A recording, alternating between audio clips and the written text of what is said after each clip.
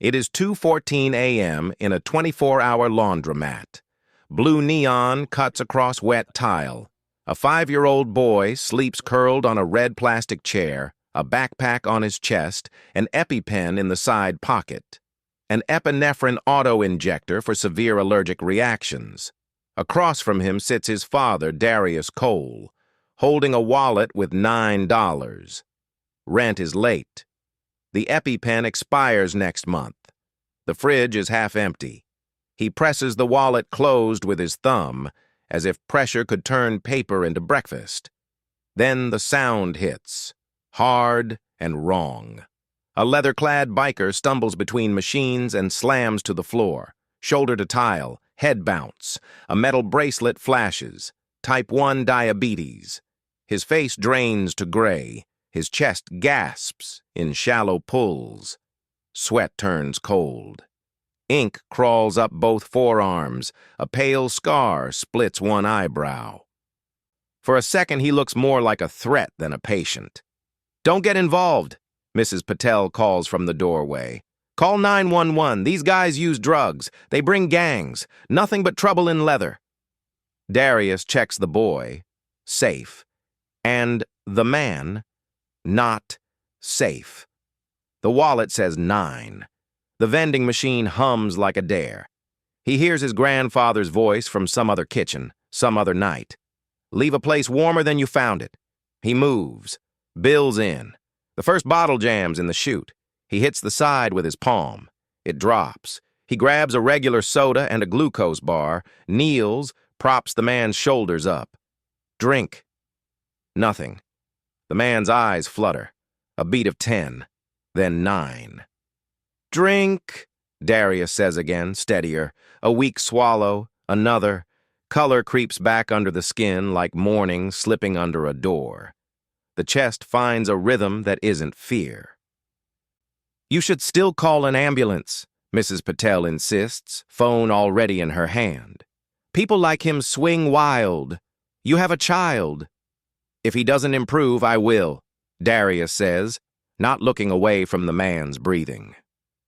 "Right now, he needs sugar." The biker's gaze finds him, unfocused but grateful. "You just saved a stranger's second chance," he whispers. Darius eases him upright against a bench. He checks the watch on his wrist. 15 minutes is the mark he carries from 100 borrowed tips and hallway warnings. "Small sips," he says. "Stay seated. No driving. We'll call if you slide back." He buys crackers from the machine, breaks the packet open, presses it into the biker's hand. "Name's Mason," the man says, voice thin. A patch on his jacket reads, "Iron Comrades." Scars and ink make him look like trouble. The tremble in his fingers makes him look like a man. "You got someone to call?" Darius asks. Mason nods, dials. "Buddy with a truck. 10 minutes. Good. You're not walking out alone and you're not getting on a bike." Micah shifts on the chair and coughs once in his sleep. Darius tucks the jacket around him. He touches the EpiPen through the canvas, a habit that checks the world twice. Peanut allergy means speed matters, a fact that has rewritten grocery lists and budgets for years. He knows what emergency looks like. He knows what hesitation costs. Mrs. Patel edges closer, still bristling. "No loitering," she repeats, quieter but not kinder. "He can wait outside for his friend." "He goes when he's steady," Darius answers. She exhales through her nose. Men like him roll in packs. First one falls, then 5 show up. "I run a clean place." "I get it," he says, eyes on Mason's color. "But right now he is a patient, not a problem." The biker's breathing evens. The shake in his hands softens. He eats 2 crackers. Sweat dries at his temple. Darius keeps the time. 9 minutes. 12. 15. "Feel your legs?" "Yeah," Mason says, rolling his ankles. Head's clearer. You're waiting for your ride inside, Darius says. Then you go home. No bike tonight. Roger that. The room smells like detergent and warm dust. Washers turn, throwing rings of light across the glass. The faceless quiet returns in pieces. Hands, shoulders, a paper cup on a bench. No one studies anyone's face. The machines speak for the humans. Darius's wallet is empty now. $9 became a bottle and a bar, and a man still here to hold them. Kindness spends itself. Bills don't wait. He lets both truths sit beside each other. He pulls a small notebook from his jacket, the cover bent from years of pockets. The point of the book isn't decoration, it's control. 3 lines each night keep panic from climbing the walls. He writes, "A man breathed again." Micah slept warm. $9 turned into mercy. He closes the notebook, slides it away, and counts another minute. Headlights wash over the front windows. A pickup idles at the curb. A compact man steps in, nods, and helps Mason to his feet. "You good?" "Sugar crash," Mason says. "He caught me." The friend hooks an arm under his, solid and calm. "No bike tonight?" "Yeah," Mason says, and looks at Darius. "Thank you." Darius tips his chin. "Stay ahead of it next time."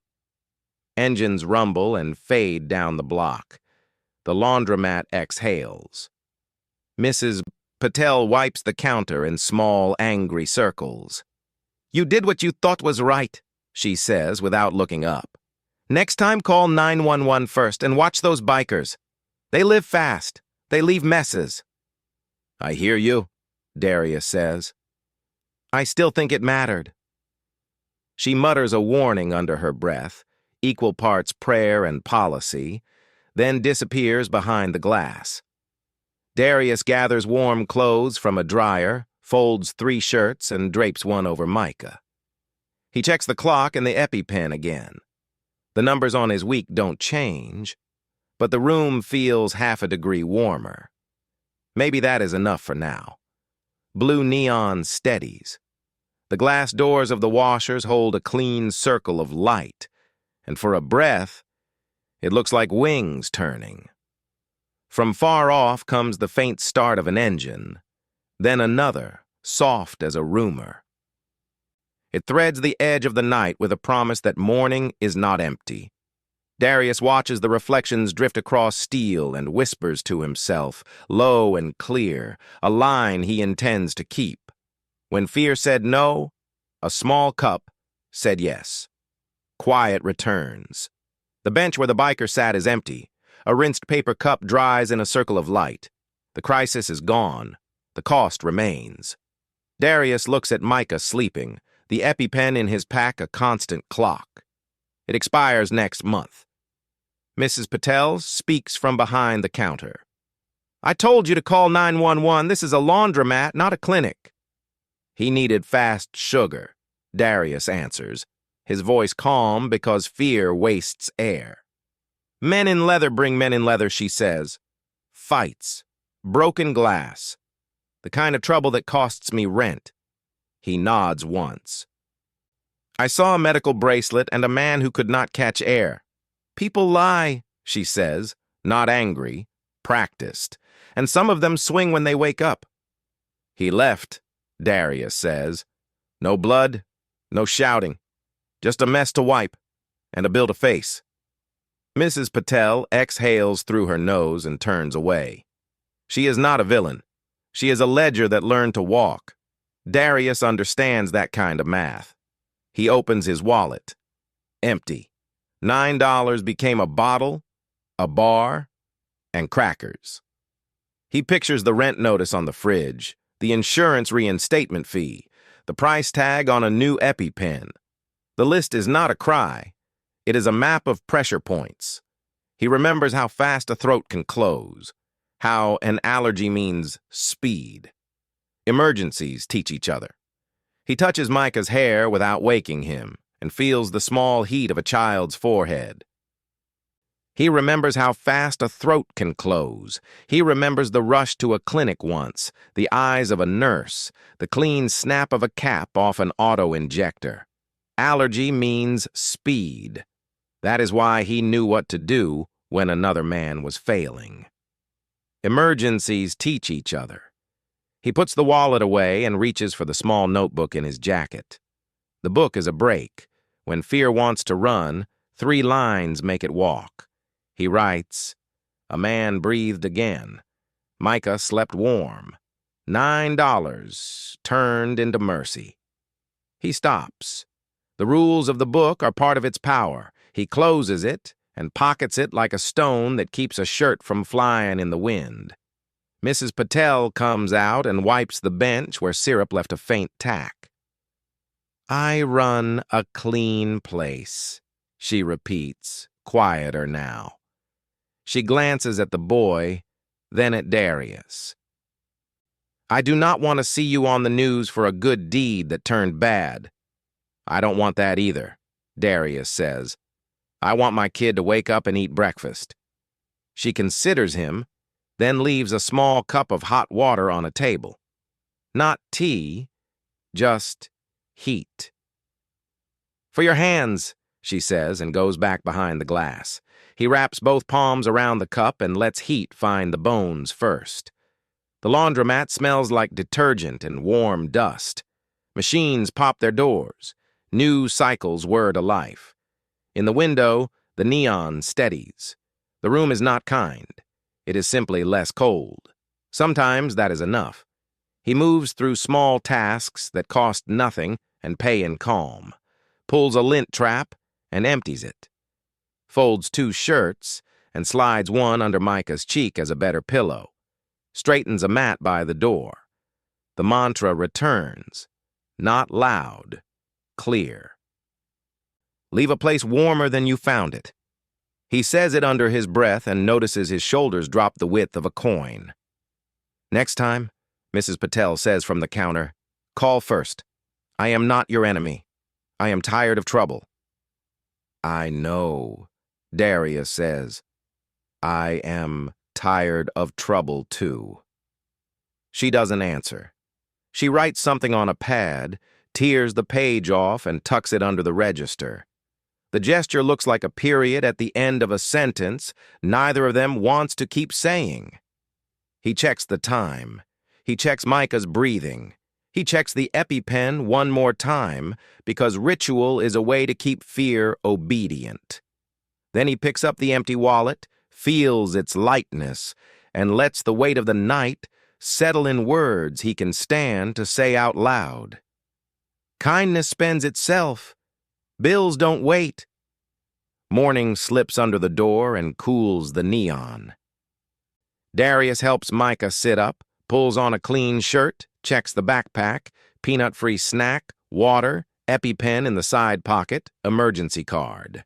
He reads the expiry again, next month, then files the day's calls in his head. The bell dings. Mr. Green steps in. "Heard bikers were here," he says. "They come back. Fights, cops." "We had a medical issue," Darius answers. "It's over." Mrs. Patel emerges from behind the counter. "I'm putting up a sign," she says. "No loitering. If they return, I call." "Good," Mr. Green says. "I keep it clean," she replies, flat. "That's how trouble doesn't live here." Darius sets Micah at the folding table and turns the label drill into a calm routine. "Read it with me," he says. "No peanuts," Micah repeats and hands the item back. The auto-injector and action cards sit where Micah can point to them with his eyes closed. Allergy care is logistics. Mr. Green watches. "You do that every meal?" "Everyone," Darius says. Mrs. Patel rubs a spotless spot on the counter. "I don't like this morning. Storm without rain." Darius ties Micah's laces, double knots, smooths a cowlick. He does not try to convert anyone. He does the right things in the right order. He lifts the backpack and runs a thumb over the zipper like a seal on a plan. Mr. Green plants a shoulder to the door frame. Keep that kid inside if Leather shows. I'll stand in front of my boy, Darius says. You think that works against them? It works for him, Darius says. That's enough. Mrs. Patel looks at Micah, then back at Darius. If they come back, I call, she repeats. I won't host engines under my light. Call if you need to, Darius says. He walks Micah to school. On the way back, the street edits last night into short headlines. A neighbor mouths bikers. A flyer warns of car break-ins. A cash loan poster sells mercy at a price no one should pay. None of it changes the map in his head. Rent, reinstatement fee, new pen, groceries, gas. He keeps moving. Back at the laundromat, Mrs. Patel glances up but stays quiet. Darius sets reminders on his phone, lays the emergency card flat so it won't curl, and presses the backpack strap lines out with his palm. Mr. Green lingers in the doorway. They come back, Mr. Green says, softer. Like a weather report, he trusts too much. Maybe, Darius answers. If they do, we'll handle it. He wipes a tacky ring where a cup had sat and straightens the entry mat. Small acts, steady hands. Leave a place warmer than you found it. Mrs. Patel finally speaks. I don't want your good heart to get you hurt. I don't want that either, he says. That's why the rules are ready. What rules? Mr. Green asks. Know the signs. Keep the pens close. Make the calls in order. Don't wait, Darius says. And if fear shouts, keep your voice level. No one argues. The morning moves on. Machines cycle. Keys jingle at the door. A woman with a basket hesitates, then enters. Life, undecided, picks a lane. Darius pockets the phone and the empty wallet without ceremony. He's not here to win a debate. He's here to keep a child safe and a day aligned. The stack of shirts is neat. The backpack is ready. The door will open to whatever the block decides to say about leather and noise. He has already chosen what to do when the next test arrives. He watches the light shift on steel and thinks of last night's cup and the breath it bought. The truth he can carry into noon lands clean and heavy, a coin that will not leave his tongue. Kindness is a cost. So is fear. The first sound is thin, like weather deciding what to be. It thickens. One engine becomes many. The noise rolls up the block, measured, not wild. Windows lift. Porch lights blink on. A dog barks, then hides. Mr. Green is on his stoop with his phone.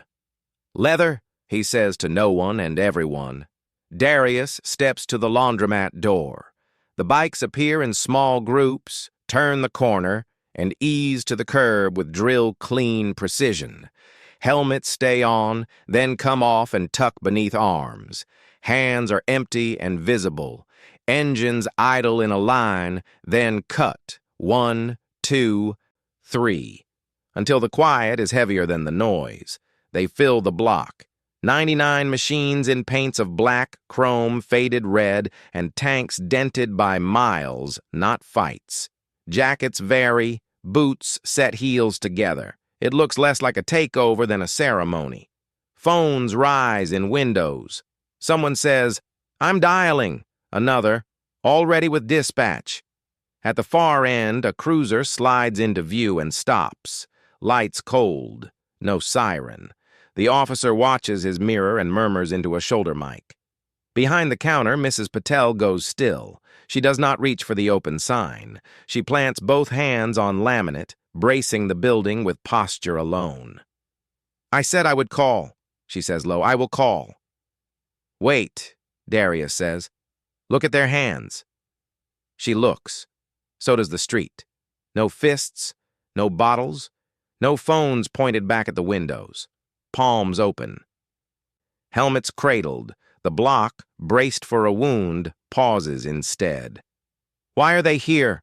A woman whispers in a robe tied too tight. Payback, Mr. Green says. He keeps his lens on Darius like a future I told you so. The center bike cuts last. Heat ticks off cooling engines. A rider at the end lifts a hand. The line adjusts. A lane opens down the middle, chalk straight. The cruiser inches forward and settles again. The officer's hand goes to his cap. Neither salute nor warning, simply a hold. Radio codes whisper. The laundromat door stays shut. Darius stands one step behind it, eyes on the new lane. He counts without choosing to. 4 across, 12 deep, then space. A space where someone is expected to walk. He can hear Mrs. Patel's breath. He can feel a block hold itself. The front row alters by inches. One rider steps left, another right. Boots grind once on grit. Helmets lower to rest at heels. No revs, no chance. It is a rehearsal that has been performed somewhere else and brought here whole. They aren't doing anything, a voice reports into a phone, as if permission must be granted. They're lined like church, another says, but with engines. A man at the back threads his gloves through his belt, palms facing out. Others copy the signal. The street reads it. No hands closed. The opposite of priming a fist. Mr. Green cannot let silence keep the lead. "What do you want?" he shouts. "What is this?" His voice breaks against the line and falls, unanswered. Inside, Mrs. Patel whispers, "Why so quiet?" "Because they plan to be heard," Darius says, without shouting. A point man near the center takes 1 pace forward. He checks left, checks right, confirms the lane is truly open. The line breathes around his confirmation. Whatever happens next will happen through that space. The cruiser's windows reflect a pale morning. A gull complains and gives up. A child at a second-floor screen whispers, "Whoa!" to himself. The mini-twist is in the posture. Backs straight, heads slightly bowed, eyes lifted, not hard. The street expected volume and threat. It gets ritual. A neighbor mutters, "Call them off." Another answers, "They called themselves off." The tension does not vanish. It converts. The block keeps its distance from chaos by watching order arrive instead. From the near middle, a single figure steps out. Taller by an inch or two, but enough that the line yields a breath of space to him. Jacket worn, helmet in hand. No readable patch from the window. He does not rush. He does not stall. He walks the open lane as if it were drawn for him last night and held for dawn. He stops 2 arm lengths from the door, not crowding it, not tapping, not knocking. He stands where the reflections of the washer doors flicker across the glass and stay. The laundromat hum meets the breath of 100 engines gone quiet. For a half-second, the whole block does not breathe. The figure lifts both hands to chest height, slow enough for every window to see. Leather creaks. He loosens the strap on his right glove, pulls it free, and hooks it through his belt. He loosens the left and slides it off, palm open to the room. No weapon, no demand. A showing. Mr. Green lowers his phone without meaning to. The officer in the cruiser does not move, but you can feel focus lean forward by a notch. A neighbor's curtain closes and then opens again. In the doorway glass, Darius sees his own shoulders squared and still. The figure glances once down the line. Helmets tilt an inch in reply, a silent acknowledge. This is not noise asking permission. This is order announcing presence. He takes 1 step closer. Not enough to force the door, enough to bring his voice to the glass without raising it. The block leans in on instinct. Then one last small sound replaces engines and rumor. Glove on glove, folded. The leader's hands are bare. He lifts them to show open palms, steady as the morning that finally decides to be day. He has stepped out. The lane holds behind him like a promise. The gloves are off. The man in the open lane lifts both hands, palms bare. He sets his helmet by his boot and faces the glass. "My name is Mason," he says. "Some of you saw me last night. I was the one on the floor." Phones lower a fraction. The cruiser at the corner stays still. Behind the counter, Mrs. Patel watches without touching the receiver. "A man in this laundromat kept me breathing," Mason says. "He gave me sugar and time. We came back on purpose." He reaches inside his jacket and draws out a cream envelope, square and flat, a name printed on it in block letters. Darius Cole. He holds it up, not against the glass, just high enough for the room and the street to read. "I'm part of Noah's Wings Fund," he says. "We help people who help, so the cost of doing right doesn't crush them." He taps the envelope once. Inside is a micro-grant for $18,500. Not charity, a return. The block inhales. Mrs. Patel blinks. Mr. Green mouths the number, then goes quiet. Mason's tone stays even. Last night could have gone another way. He could have kept his last $9. He didn't. We are not letting that choice punish his kid. A clipboard comes down the line, passed hand to hand. Mason takes it, shows the receipt through the glass. "There's paperwork. No shame strings. We can hand it to a third party you trust. Either way, it belongs to him." Darius opens the laundromat door. He does not step onto the sidewalk. He stands in the frame. Mason closes half the distance and stops. He extends the envelope. Darius takes it. The paper is cool. The ink is clean. He says only, "Thank you." "Not charity," Mason repeats. "A return." A neighbor at an upstairs window whispers, "They're paying him," and the rumor on the block tilts. Mrs. Patel finds her voice. "What's the catch?" "No catch," Mason says. "He carried last night. We helped carry today. Mr. Green cannot let go." "Where'd you get that kind of money?" "From people who remember being helped," Mason says. "We keep a fund ready before the sirens." The officer in the cruiser murmurs into his mic and stays put. Order holds. Mason nods toward the envelope. "Use it for what the math forgot. Rent. Food that keeps your boy safe. Whatever stops the floor from falling out." Darius glances at Micah through the glass, then back to Mason. He does not explain his ledger. He does not justify last night. He keeps his hands steady on the envelope. Mason shifts his stance, the line behind him adjusting by inches, the way a choir breathes together. "Some of you expected noise," he says to the street. "We brought a receipt." He turns his head a little, and a canvas tool bag appears from the lane, carried forward by a rider with 2 fingers through the handle. Another sealed envelope rides under the clip on the same clipboard. The rider stops a step behind Mason and waits. Mrs. Patel's eyes catch the bag. "Tools?" she says, more to herself than to anyone else. Mason doesn't answer her. He looks at Darius. "You gave me breath," he says. "We're giving you room." He lifts the clipboard so the second envelope is visible. It is narrower than the first. Heavy stock, a single line stamped at the edge. Darius cannot read the words from where he stands, but the block can read the shape of the moment. One paper to steady today, another that hints at tomorrow.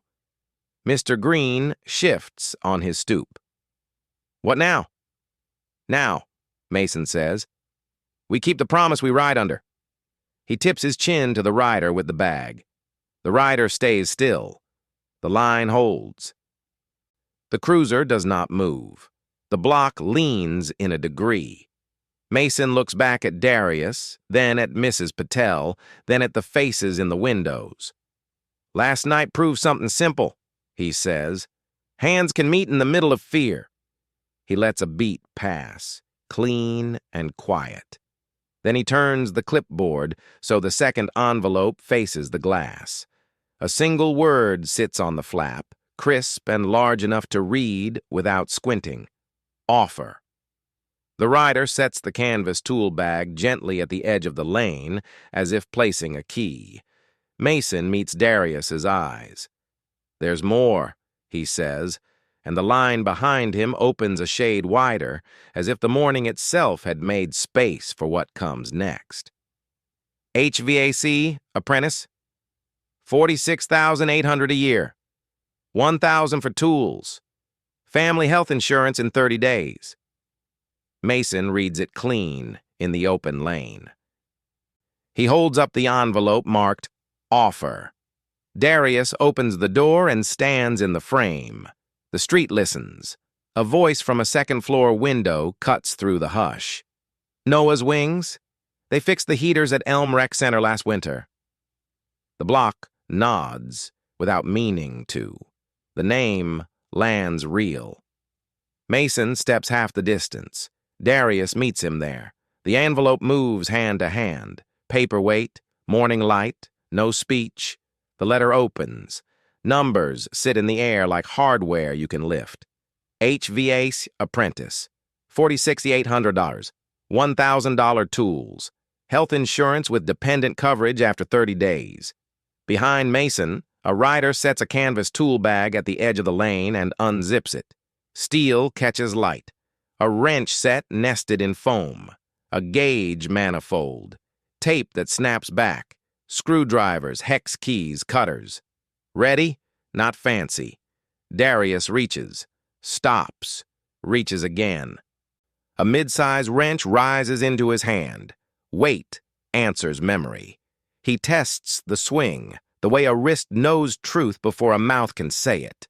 Micah slips to the doorway and throws both arms around his father's waist.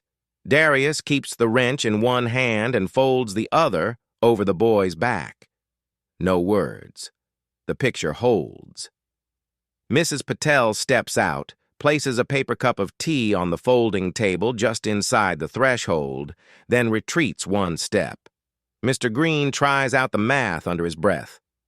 46.8 plus insurance. His shoulders loosen a notch. Mason keeps it simple. 2 weeks of class and ride-alongs, then supervised calls. Tool stipend on day 1. He taps the clipboard. Sign acceptance. We courier now. HR calls by noon. Orientation Monday. Darius signs. Pen on paper, loud in the quiet. The clipboard moves down the line, hand to hand. The lane returns to stillness. He shows Micah the line that spells dependent coverage. The boy taps his own name with one finger, small but sure. Mason nods toward the bag. Starter kit stays. The stipend fills the gaps. Darius sets the wrench back into its cutout, runs a thumb along the foam, then lifts the tool once more, just to feel the weight again. Hope equals paper, plus numbers, plus steel. The officer at the corner watches, elbow on window, content to let order do its work. A curtain lifts, then lifts again.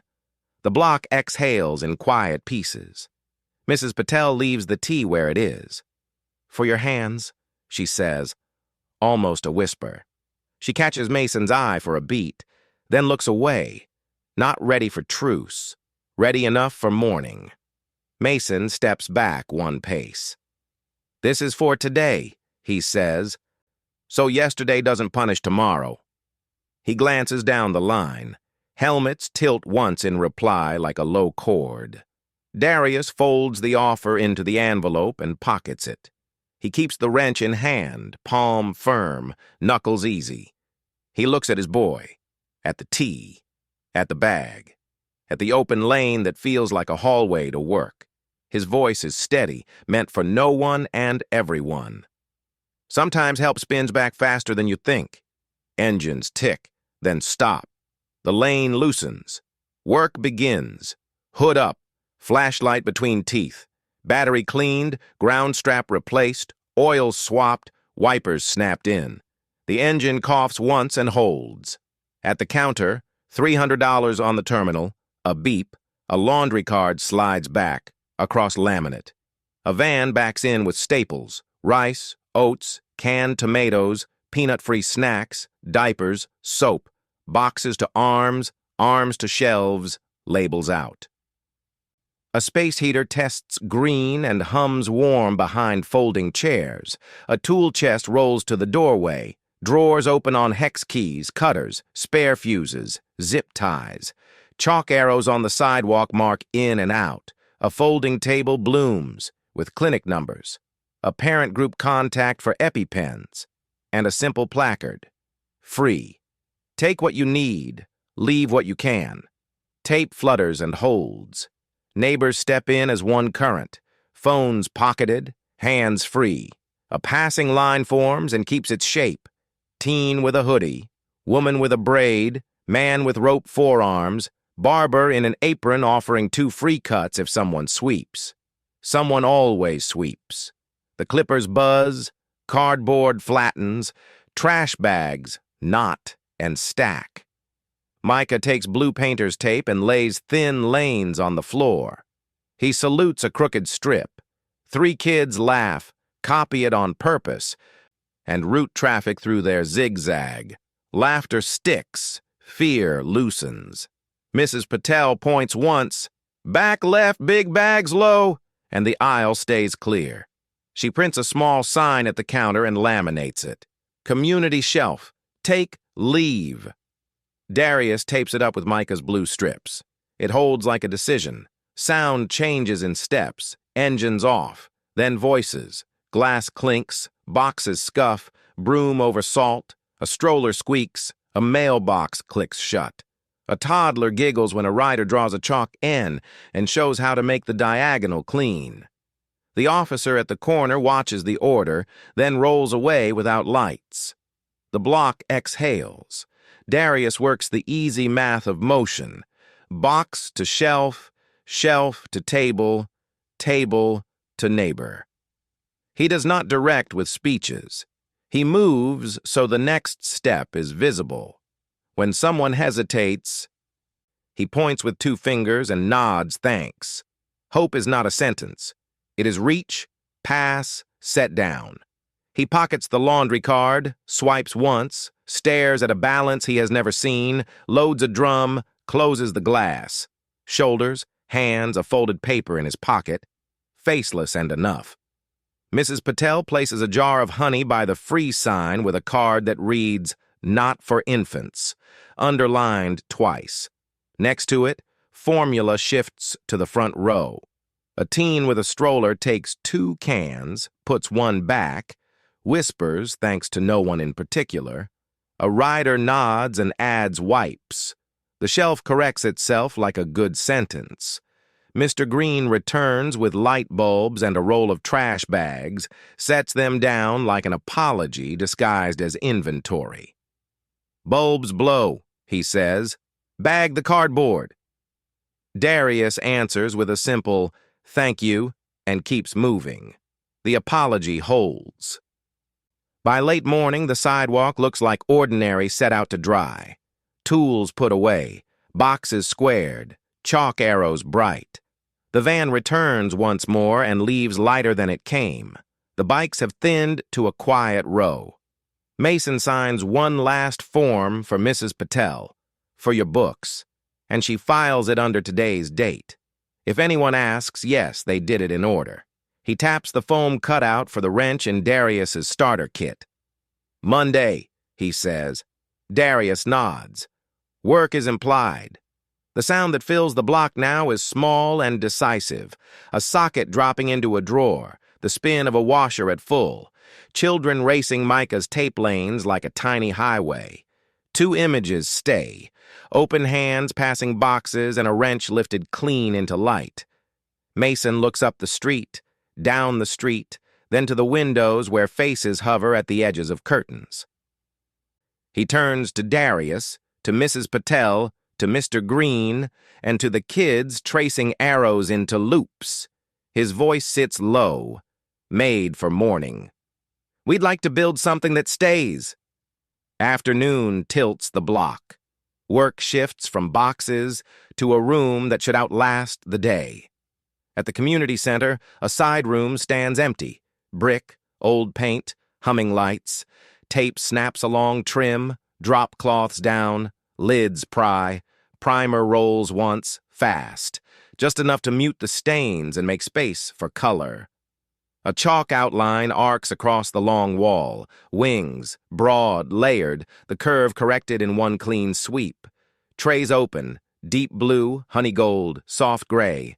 Brushes lift, strokes land. People take turns without being told. A rider edges feathers, a neighbor fills voids. Mrs. Patel gives Micah a small brush. Short lines, she says. He paints a book-sized rectangle and grins at its neatness. Shelves go in while color dries. Studs marked, pilot holes drilled, boards anchored. A low bench under the window. The room begins to hold weight.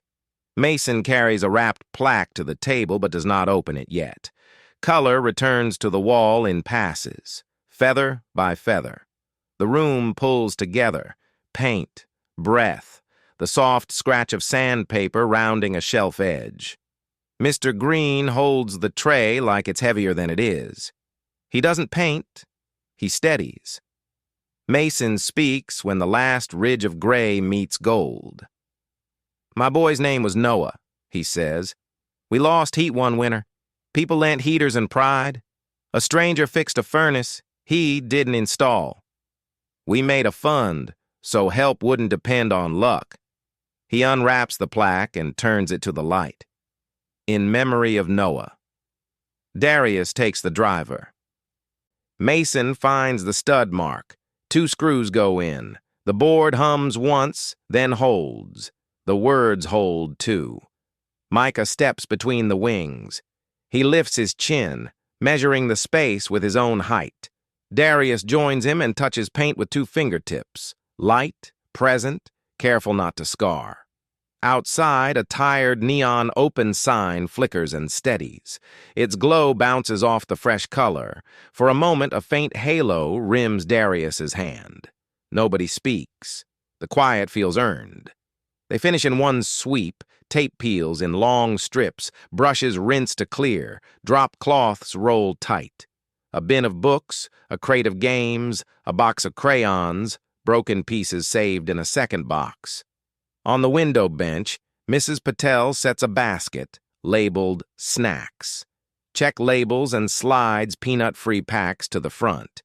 Mr. Green sits, tests the bench, nods once. It'll hold. Mason tapes a simple page. Rules. Be gentle. Wash hands. Share. Read aloud. Then one more. Welcome. Darius stands in the doorway and lets the wall say what paint can say. He feels the offer letter in his pocket, the memory of a wrench in his hand, the room's new temperature in his shoulders. Micah traces an air feather without touching it. People pass, read, smile, move on. No speeches. The place works. A mother asks, "Open now?" Mrs. Patel answers, "Open now." She means the room. Maybe she means more. Mason adds a low hook with 4 pegs. "For coats," he says. "For later." The driver stops with a soft whine. The day's last tool goes quiet. They stand together. Darius, Micah, Mason, Mrs. Patel, Mr. Green, not posing, just checking the fit of what they built. Outside, the lane of bikes is down to a patient handful. Inside, the feathers hold light as if they expected it. Darius looks from the plaque to the wings to Micah's reflection in the glass. He doesn't try to close the thought. He lets a smaller one form instead, plain enough to carry. If a room can keep its warmth, can I? He reaches for the light switch and doesn't flip it yet. The wall says, "Welcome." The day keeps time in the hum of the ballast. The story does not finish. It turns. He pockets the driver, feels the letter and breathes the new air once more. The next step waits outside the door. Monday. A key turns. A foreman points to a van. "Ride along, watch, ask, then your turn." The senior tech, Lopez, nods Darius into the passenger seat. Bins are labeled neat as rules. The first call is a complaining radiator. Darius kneels and bleeds the valve until a hiss gives way to heat. Lopez watches the temp rise. That's the sound of fixed. On the second call, a rooftop unit, Lopez slides the gauge manifold toward him. Hoses seat and needles hold. Darius swaps the filter, and the fan's shudder rounds into a working wind. He pockets the sound of steady. Lunch happens on the move. Half a sandwich balanced on a clipboard, a water cap clicking through a light, the root arrow inching forward, until the day decides proof is the point. Lopez gives it by stepping back. The last call is his. Lopez stands back. "Panel off," fan corrected. "Panel on." The unit answers. The owner presses a cold bottle into his hand. Back at the bay, Lopez slides a small box across the bench. "Your own meter. Don't lose it." Weight-changing pockets. Darius sits in the parked van one extra beat. The meter warming in his palm like a verdict he can live with. He opens the small notebook that used to catch panic before it ran and writes 3 lines that now read like balance instead of bargaining. Micah is safe. The machine works. The wings still spin. The cover closes. His spine takes the hint. He passes the community center, sees the wings holding late light. It is enough to see it hold. His phone buzzes. A photo from Mrs. Patel. A refilled shelf. 1 line, it holds. He pockets the phone. Some edges sit stronger without narration. The starter bag rides his shoulder home, heavier in the right way. Detergent drifts from the laundromat door, the same hum that started all this working behind glass. He cuts through the small park to shave a minute. Minutes now belong to roots and study sheets and the quiet addition of skill to bone. Under the last tree before the street breaks open, the fountain waits with a cough. A small silhouette stands at the rim. A boy in a shirt 2 sizes big, hands empty, watching the button instead of pressing it. The spout hisses once, throws a thin stream, then quits. A cracked paper cup leans in the holder like it forgot how to be a circle. Darius slows. The new meter taps his ribs through canvas. A wrench kisses the bag with the soft clang of readiness. No parent on the benches, no coach at the field, no neighbor close enough to notice a need that isn't loud. He steps to the fountain and offers a smile that doesn't ask anything back. "Sticking on you?" he says, already kneeling.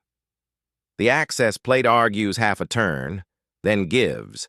Inside, a valve waits for a hand that understands jammed things and second tries. "Hold the cup," he says, steady as a thermostat finding set point. The boy lifts it, careful though it's cracked. Darius finds the catch in the stem, turns just enough, corners the air in the line, and listens the way Lopez taught him an hour and a trade ago. Pressure gathers, water answers. The stream holds its shape. The cup fills. The boy drinks the way relief does, without words. Darius seats the valve, closes the plate, tools slide home in one learned sweep that feels like a future arriving in parts. Evening leans one shade darker. He checks the boy's eyes once, the way fathers do by reflex, clear. He scans the path for more need. Quiet. Then, beyond the trees, a second set of footsteps hesitates and stops, and a shadow separates from the shade as if deciding whether to come closer. He looks up. The fountain's stream holds. The cup fills. The boy drinks in the quiet, 2 hands on flimsy paper like it might split and spill the moment. Darius waits until breath steadies, then nudges the button again to prove the fix is real. Water answers a second time. "Hang on," he says, and jogs to the corner bodega. The bell over the door gives a tired chime. He pulls a $1 bottle of water from the cooler, sets it on the counter, and adds a $10 bill from his wallet. Folded small, kept for bus fare, that can wait. The clerk raises an eyebrow. Darius nods toward the park. For him, he says, if he comes back tomorrow. Back at the fountain, he presses the cold bottle into the kid's palm and curls the 10 into his other hand. Quick and neat, so it doesn't feel like a spotlight. For the week, he says. Water should be easy. The boy looks up, cautious.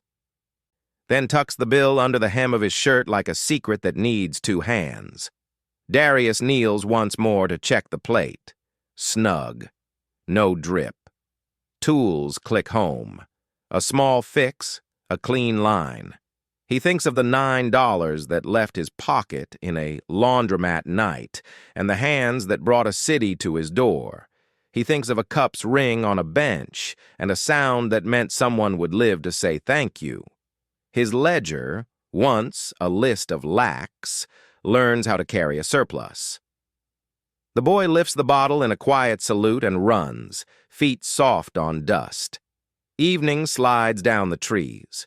Darius takes the long way to the corner on purpose, letting the arc of the day finish its sentence. At the laundromat, the door hums open. Machines spin under soft light. He swipes the loaded laundry card once just to see numbers he's never had. A drum slows. Glass bright with suds. The circle of water turns, then eases, then rests. He watches the last loop unwind as if the day itself were cooling to a stop. He crosses to the community center. Through the window, Wing's corner glows like it knows its own job now. Gold catches the last light and folds it back as warmth. Micah's blue tape still marks a small pathway no one steps on. The plaque reads, "In memory of Noah, steady as a handrail." For a beat, the feathers hold a gentle halo, and then let it go. Far down the block, an engine turns over and fades. Then another. Then nothing but the thin music of a city at peace with itself for a minute. Darius stands in the doorway between rooms that learn to be kinder and feels the day settle where it belongs, in his shoulders, in his hands, in the notebook waiting for 3 clean lines tonight. He breathes once and lets the words land where they started. When fear said no, a small cup said yes. The camera finds faceless truths, a wrench asleep in foam, a paper sign that says, "Welcome," a receipt filed under today's date, a child running with a bottle cold enough to make fingers sting, a father turning a coin of thanks into motion. If you felt that turn, if you believe help should come back faster than fear, leave a place warmer than you found it. Share this story. Subscribe to JusticeSoul and keep the echo moving. Small cups, steady hands, open lanes. Next time, we follow a night janitor who turned a stadium silence into faith. The washers slow, the wings shine, the engines fade, and the street, once braced for noise, rests in the afterglow of something better than luck.